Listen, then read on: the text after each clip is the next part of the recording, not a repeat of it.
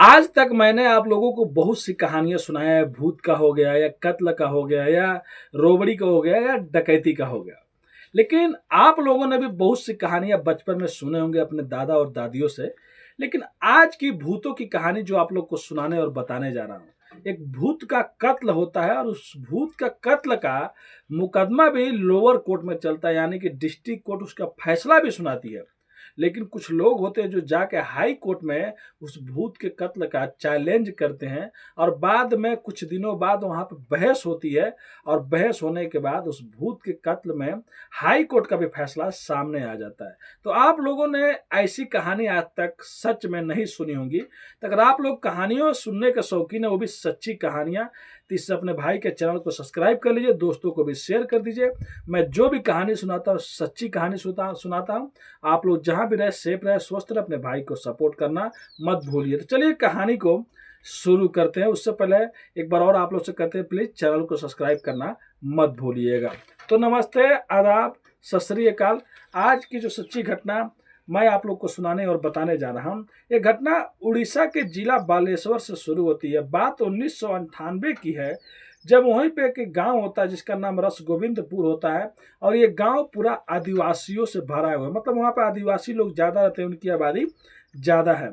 और यहाँ के जो लोग होते हैं ये भूत प्रेत को बहुत ज़्यादा मानते थे। इन लोग को ये लगता था कि भूत प्रेत सच में होते हैं और रात को कोई भी इस इलाका में घूमता उमता नहीं था और पूरे लोग डरे रहते थे जब रात होता था।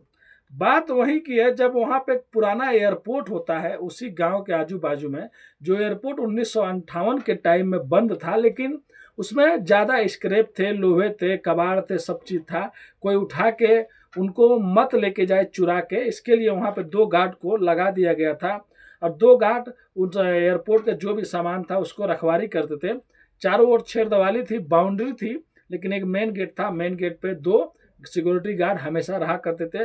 उन सिक्योरिटी गार्ड में एक का नाम दिवाकर था और दूसरे का नाम गोविंद रहता है। बात उसी टाइम के 1958 की मई की, जब कलकत्ता से एक व्यापारी आते हैं उसी एयरपोर्ट का भंगार और कबाड़ लेने के लिए, जिनका नाम रहता है बंधु चटर्जी, और उनका एक नौकर रहता है जिसका नाम राम बहादुर होता है। वो लोग आते हैं मई 1998 में, 58 में, और वहीं पर रुकते हैं। और रुकने के बाद कुछ दिन हम इंतजार करते हैं कि जब नीलामी चालू होगी तो मैं उस सब चीज़ को खरीद लूंगा। और उनके साथ में जो नौकर रहता है उनका बहुत वफादार रहता है, पुराना रहता है। एक दिन ये लोग एयरपोर्ट के गेट से थोड़ा सा दूर पर बैठे रहते हैं। एयरपोर्ट के जो सिक्योरिटी वाले रहते हैं दिवाकर और गोविंद, वो लोग भी बैठे रहते हैं। और राम बहादुर और ये चटर्जी जी जो खरीदने आए रहते ये रहते हैं। और दुकानदार रहता है जो चाय बनाता है। ये लोग बैठ के चाय पी रहे होते हैं, शाम के टाइम हुआ रहता है। तभी एक गांव से एक आदमी आता है और आने के बाद चाय पीता है। चाय पीने के बाद कहता है कि आज मैं यहीं पे रुकूंगा और मैं गांव वापस नहीं जाऊंगा। अब गांव वाले जो वहाँ पे चाय वाले रहते हैं वो कहते क्यों नहीं भाई, गांव क्यों नहीं जाओगे।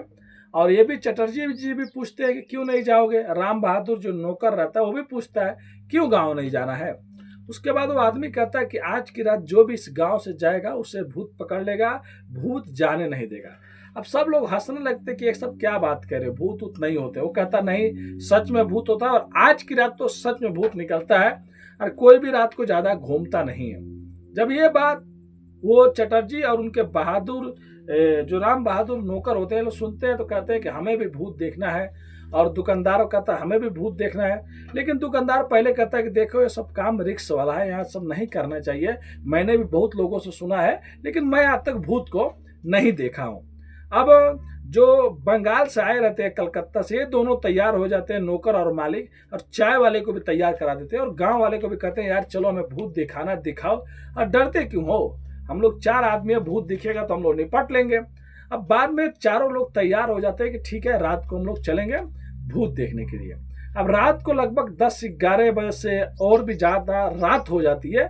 तब ये लोग जंगल की ओर, मतलब जो रास्ता रहता है सुनसान रहता है और एयरपोर्ट के साइड में जो छिड़दवाली लगी रहती है उसी में थोड़ा थोड़ा लाइट जल रही होती है, जो पहले की सरकारी लाइट रहती है, पेड़ भी रहता है। जैसे ये कुछ दूर जाते हैं, जाने के बाद अचानक 2-3 पेड़ होता है, वहीं पे 1-2 लाल लाइट लगी होती है। तो जिसका परछाई रहता है ना, परछाई इसी रोड के सामने आ रही होती है और परछाई में ऐसे नजर आ रहा होता है कि कोई वहां पे बैठा है और उसकी परछाई हूबहू रोड पे आ रही है, वो भी इंसानी शक्ल में, कभी आ रही है कभी बंद हो रही है।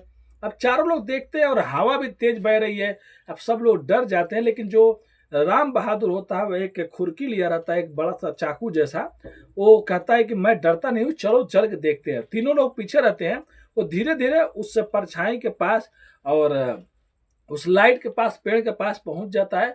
और पहुंचने के बाद वो देखता है कि साफ साफ जो परछाई इंसानी दिख रही है और जा रहा है। उसके बाद वो डर जाता है और उसको कुछ और भी आवाजें साइड से सुनाई दे रही होती है।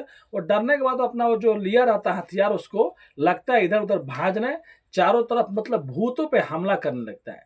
तब तक पीछे से भी कुछ लोग आते हैं, 3 जो रहते हैं इसके दोस्त, ये लोग भी आते हैं। और आने के बाद जो चाय वाला रहता है उसको चोट लग जाती है, जो घुमा रहा था। वो कहता है हम लोग भूत नहीं है, हम लोग तुम्हारे दोस्त हैं।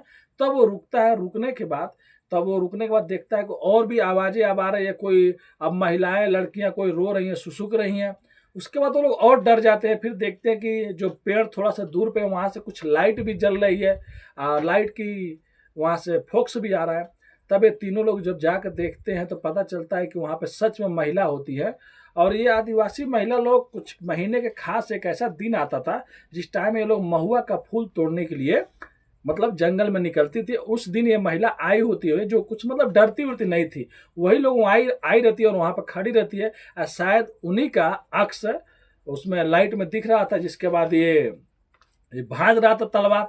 लेकिन जो इस भाग रहा था हथियार, इससे इसके भी दोस्त को चोट लग जाता है जो साथ में रहता है, और एक महिला को भी लग जाता है। तुरंत हॉस्पिटल में लेके जाया जाता है। लेकिन सुबह में उस महिला का मौत हो जाता है। अब मौत होने के बाद पूरे गांव में अब ये सब चीज फैलने लगता है कि रात के लोग भूत देखने गए थे। और सब लोगों से पूछा जाता है तो सब लोग सच्चाई अपना बता देते हैं। ये जो राम बहादुर है, ये भी सच्चाई बता देता है कि मैं भूत पे हमला कर रहा था, भूत दिख रहे थे। कब मेरे दोस्त को लग गया, दोस्त तो बच जाता है, लेकिन वो महिला की डेथ हो जाती है। अब उसके बाद घर वाले गुस्सा हो जाते हैं, जाके पुलिस स्टेशन में केस लिखवा देते हैं। पुलिस आती है। पुलिस आने के बाद अब राम बहादुर से पूछताछ करती है, उसके साथ में जितने लोग हैं उनसे पूछताछ करती है। लेकिन एक कत्ल का मामला रहता है। अब राम बहादुर को पुलिस उठाती है, अब ले जाके जेल में बंद कर देती है। उसके बाद जब ये कोर्ट में, लोअर कोर्ट में पेश करती है, तो जो सरकारी वकील होता है, सरकारी वकील ये कहता है कि जो इसने कत्ल किया है भूत के आड़ में, इसको बड़ी से बड़ी सजा मिलना चाहिए और ये कभी जेल से बाहर नहीं निकला है, क्योंकि इसने एक इंसान का कत्ल किया है। लेकिन जो राम बहादुर का वकील रहता है, वो एक ही बात कहता है कि देखिए, ये लोग भूत देखने के लिए रात में गए थे और भूत के चक्कर में ये डर गया। डरे हुए आदमी निकाल के हथियार से ये समझ रहा था कि मैं भूतों को मार रहा हूँ, जिसमें इसका एक साथी भी घायल हुआ और एक महिला को भी वैसे चोट लग गया। लेकिन ये जानबूझ के नहीं मारा। तो इसके लिए अपील कर रहे हैं कि इसको बाइज्जत बरी किया जाए या कम सजा हो। लेकिन जो लोअर कोर्ट रहता है, पूरी सच्चाई पूरे गांव वालों से भी पूछता है कि हाँ, क्या सच में भूत होता है। चाय वाला भी बताता है, तीनों आदमी लोग सही सही बताते हैं। उसके बाद लोअर कोर्ट कहता है कि देखो, यहाँ पे 302 का मुकदमा गया रहता है, मतलब ये कत्ल का रहता है। लेकिन जो लोअर कोर्ट रहता है, आप 79 आईपीसी का मुकदमा दर्ज कर लेता है। मतलब 79 इसका कहते हैं जिसमें अगर कोई आदमी को किसी के बारे में जानकारी नहीं हो और उससे कुछ जुर्म हो जाता है, तो उसको माफ किया जा सकता है, उसको छोड़ा जा सकता है, उसका जुर्म कम किया जा सकता है। वो उस केस में इसका लगता है मतलब मुकदमा चल रहा है। और कुछ दिनों बाद जो लोअर कोर्ट रहता है, वो साफ साफ कहता है कि इसको कुछ भी मालूम नहीं था कि वहाँ पे क्या हो रहा है, वहाँ पे महिलाएं हैं या नहीं है। ये भूत समझ के वो अपने हथियार भांज रहा था, ये लोग मार रहा था उन लोग को। तो इसको बाइज्जत बरी कर देते हैं। वो अब इसको लोअर कोर्ट छोड़ देती है। लेकिन जिस महिला का मौत हुआ रहता है, उसके घर वाले गुस्सा हो जाते हैं। गुस्सा होने के बाद जाके उड़ीसा हाई कोर्ट में चैलेंज कर देते हैं। जब हाई कोर्ट में केस जाता है तो हाई कोर्ट में बहुत लंबा बहस होता है। अब हाई कोर्ट में बहस होता है तो हाई कोर्ट भी कहता है कि देखिए, हाई कोर्ट जो अपना फैसला सुनाता है वो सबसे अलग सुनाता है। हाई कोर्ट भी कहता है कि ये जो राम बहादुर है, ये वहाँ पे बंगाल से, कलकत्ता से आया था और इसको उस महिला को मार के क्या मिलेगा, मतलब मोटिव भी देखा जाता है। और रात को इसके साथ में इसके दोस्त रहते हैं, सब लोग भूत देखने जाते हैं और भूत के चक्कर में डर जाता है। और डरने के बाद ये अपना जो हथियार लिया रहता है वो भागने लगता है। और भागने के बाद अब उस महिला को भी लग जाता है, ये समझता है कि भूत है और पहले से ये डरा हुआ रहता है और पहले से यही रहता है कि मैं भूत देखने जा रहा हूँ। और वहाँ पे तेज तेज हवाएं भी बह रही होती है, ऊपर से परछाई भी दिख रहा होता है और इसके एक साथी को भी चोट लग जाता है। तो इस पर कोई भी मुकदमा या इसको जेल में रखने का कोई भी कारण नहीं है। तो इसको भी हाई कोर्ट भी उसको बाइज्जत बरी कर देती है।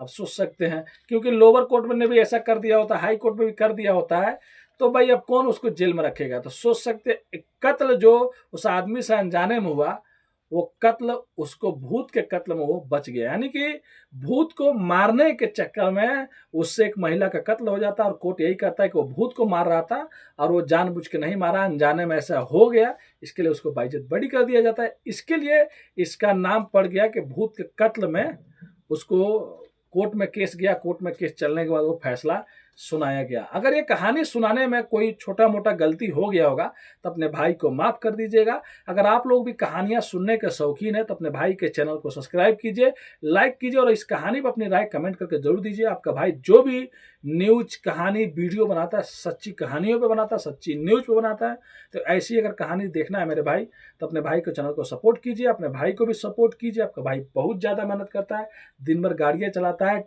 टाइम मिलता है तो आप लोग के लिए कहानियाँ लिखता हूँ और उसके बाद आप लोग को अपनी तरीके से मैं सुनाता हूँ। तो मिलते हैं नेक्स्ट वीडियो में फिर से कुछ सच्ची कहानियों के साथ। अभी के लिए अलविदा लेते हैं आप लोगों से। धन्यवाद।